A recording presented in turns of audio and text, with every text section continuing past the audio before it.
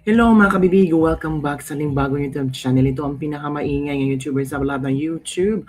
Ako si Kabibig, maglabag-labag na tayo with evidence. So ito kabibig ha, pasabog ito kabibig sa 2028 kasi VP Sara at Katie Duterte magtatandem sa 2028 versus ito ha, pasabog din ito. Ewan ko kung gusto nyo din ba versus Irene Marcos at General Torre.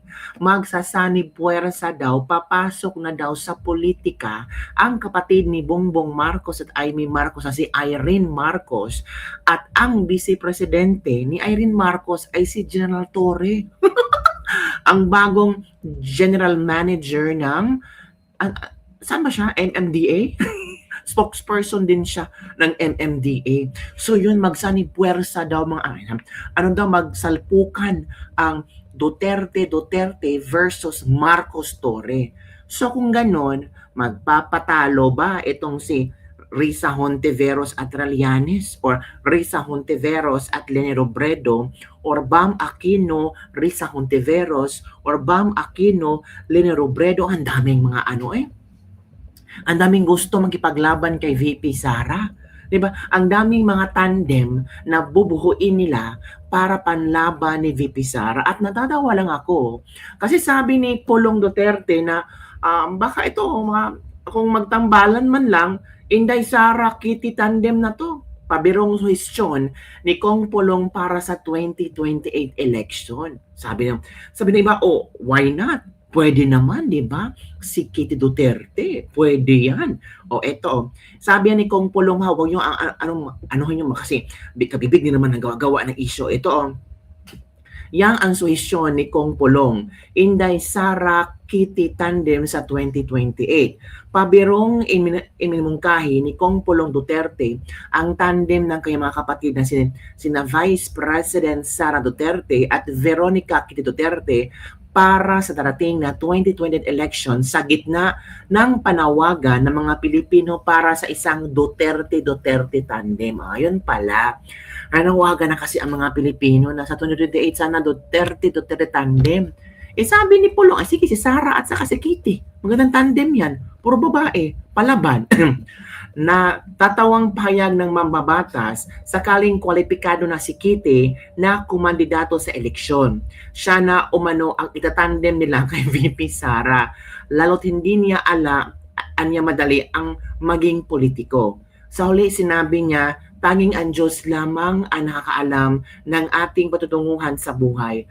Kaya hintayin na lamang natin kung saan niya tayo dadalhin. Yung kabibig ha, yun ang sabi ni Kong Pulong mga kabibig. Pero ito naman ang komento ng ating mga netizen. Sara Marcoleta, dapat na or Marcoleta Sara, need natin ng may ngipin, di lang matapang. Kahit saan sa mga Duterte, doon kami. Go kami dyan for sure para gumanda naman takbo ng Pilipinas. Not a good idea. It raises eyebrows for those in favor of anti-dynasty law. Tandem with Sara, somebody that have got to do what is right. You could find it in the person of Senator Marcoleta or ex-Comelec and COA Chairman Attorney Rowena Guanzon. Ang daming gustong itandem ni VP Sara ha. Kuya Juan si Triling, Philippines is for Duterte. Ito ang laban para sa bayan. Duterte for the win sa 2028 puhon.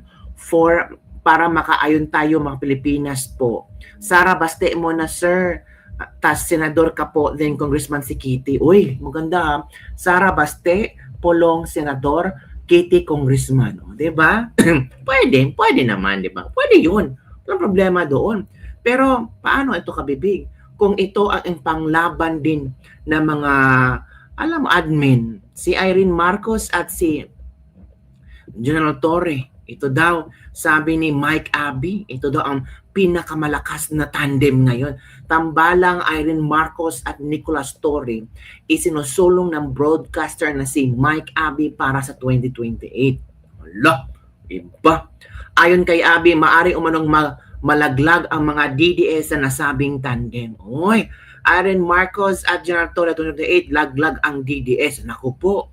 Sabi ni Nikita, the best joke of the day, Boy Scout leader, Puefe, Pansit Mike. Maganda yan para mas madaling matalo, isulong nyo. Grabe. Mike is a joker. I learned like him just for love. Mike Abbey for senator, at least na siya pwesto ka advisor founder Paldo John. Wala, grabe naman. So kabibig, ano ang yung reaction dito? Tambalang, Irene Marcos at General Torre. Ano yan? Parang love team lang. Ano, love team lang daw. Sure ball, pildi na. Boycott na lang, none of the above. Parang maganda ito kaysa mga dating politiko para masawa ta ang corruption at mga sindikato sa bansa. Nakakasawa na di na nga tatakbo si Senator Aimee dahil alam na wala ng Marcos na mahalal tapos yan ang ipapalit. Sige lang para madami ang hatian ng boto tapos solid ang Duterte. Oo, pwede ka, BP. Sila, ang dami nilang mga tandem. Pero si Sara versus Sara, so natural ang mga DDS, boto automatic kay Sara. Yung mga Pinklawan, yung mga Unipink, yung mga Marcos loyalist, pipili-pili sila sa madaming tandem na pwedeng panglaban kay Sara. So mahati-hati ang kanilang boto. Ayun ka, bibig. Sige, gumawa pa kayo ng maraming tandem. Maganda yan. Magandang love team.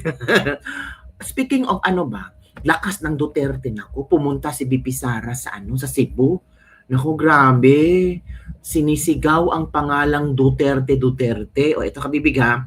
Ipapakita natin ang unang video ito.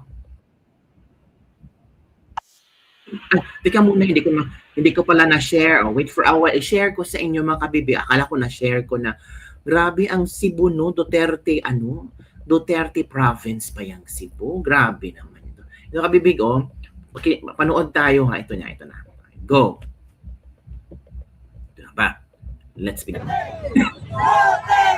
Grabe. Paano yan? Galit na naman yung iba dyan. We love you, VP.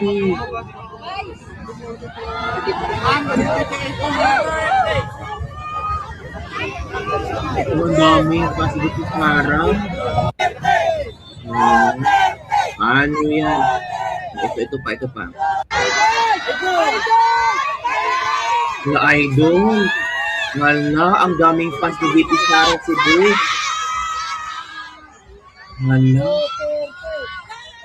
Wala ko, panalo na. Wala na.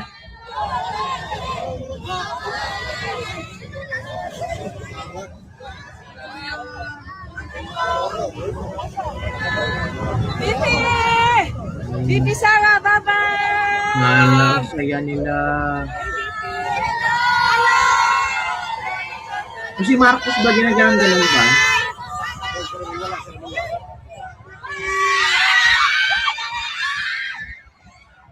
Ang daming nagmahal kay VP Sara. Grabe, Cebu.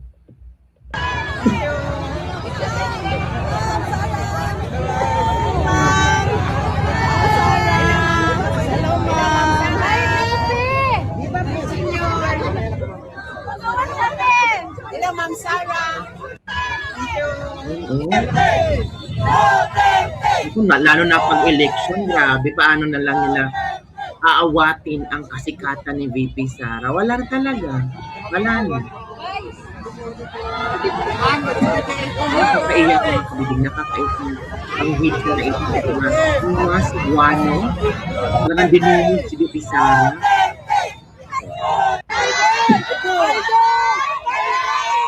Grabe.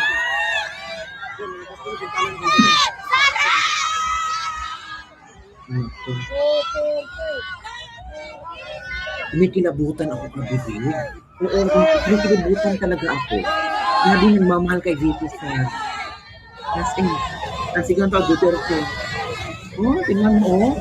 Ako handa na. At 2028 yan na. Ito ngayon. Diba?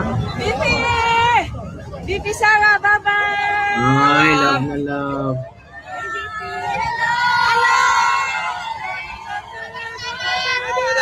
Grabe.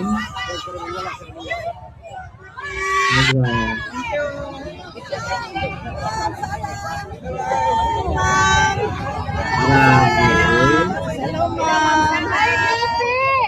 Grabe. Hello, Ma'am Sara. Masikip sa mata nito sa mga loyalista. Masikip sa kanilang mata yan. Baka atakihin sila. Di ba, kabibig? Magagalit na naman sila. Sabi naman, AI yan. Bayaran yan, mga bayaran yan. Sabihin nila.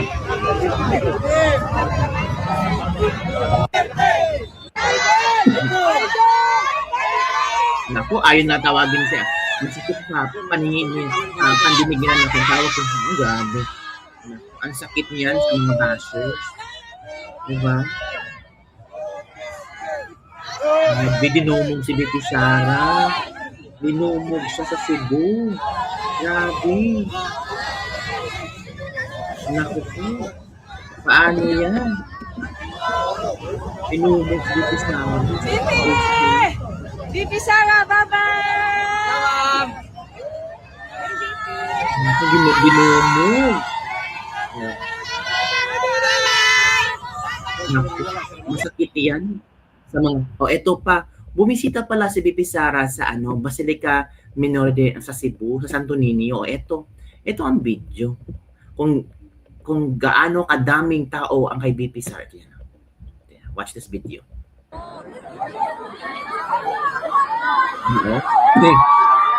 Binomog si Bibi Sara.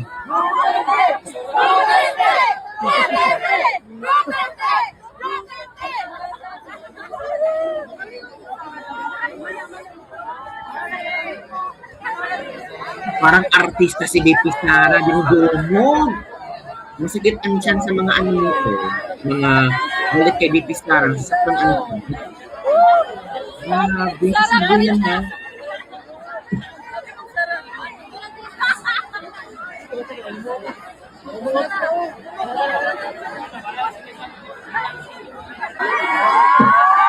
Ang daming tao. Hindi pa yan election ha. Hindi pa yan election. Uy, idol ng Logan!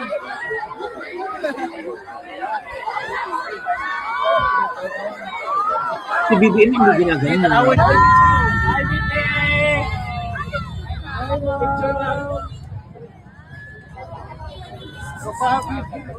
Hindi ginaganyan si BBM.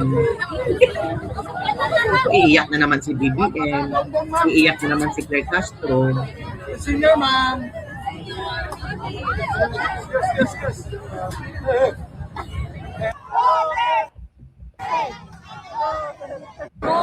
Yan kabibig ha. Nakita niyo kung gaano dinumog si VP Sara sa Cebu. Nagpunta si VP Sara sa Cebu. Ha? Huwag na kayo masaktan. Yung mga galit na galit. Bakit nagpunta si VP Sara sa Cebu? Eto, binisita pala ni VP Sara yung mga survivor ng gumuhong landfill sa Cebu. Binisita niya ito. Look, VP Sara visits survivors of Binalio landfill collapse.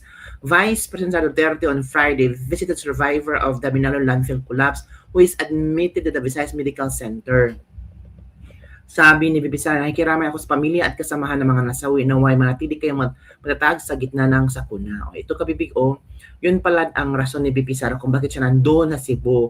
Aside from bumisita siya sa Senyor Santo Niño, binisita niya ang mga survivor nung natabunan na sa Binalio landfill sa Cebu. Yan. Tingnan nyo. Binisita ni VP Sara. Hindi yun si VP Sara nagdrama-drama lang mo, nagkuha ng mga atin yun. Hindi. Merong main purpose kung bakit nandun si VP Sara. Yun pala. Diba? Tapos, ito si Mike Rama, ano din sila. Si Ed ba to? Galbot ba yan? Yan, nandyan si VP Sara with Mike Rama. Sino pa ba? Si VP Sara. Tingnan nyo. Pinuntahan ni VP Sara. Kita yun naman dyan, di ba?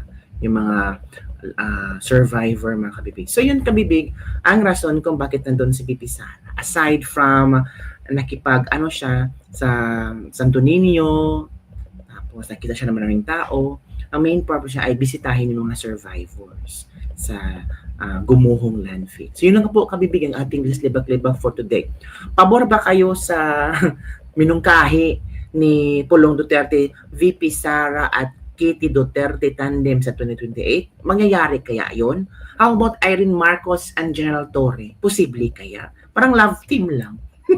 Yun lang po kabibig. Don't forget to like, subscribe, and share this video. Bye everyone. See you next time.